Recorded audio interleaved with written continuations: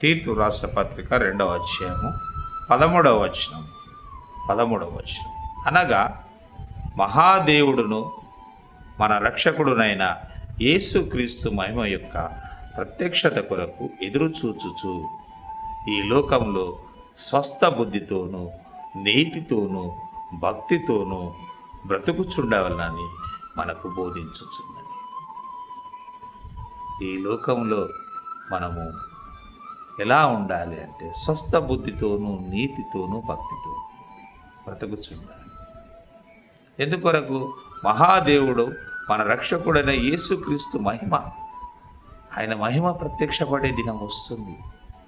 ఆ దినం కొరకు, ఆయన మహిమ యొక్క ప్రత్యక్షత కొరకు ఎదురుచూచుచు విశ్వాసులమైన మనము ఆయన మహిమ యొక్క ప్రత్యక్షత కొరకు ఎదురుచూచే వారిగా ఉండాలి. మరి ఎదురుచూచే వారిగా ఉండాలంటే ఈ లోకంలో మనం ఎలా ఉండాలి? ఈ లోకంలో మనం ఎలా స్వస్థ బుద్ధితోనూ నీతితోనూ భక్తితోనూ బ్రతుకుచుండవలనని మనకు బోధించుచుండాలి.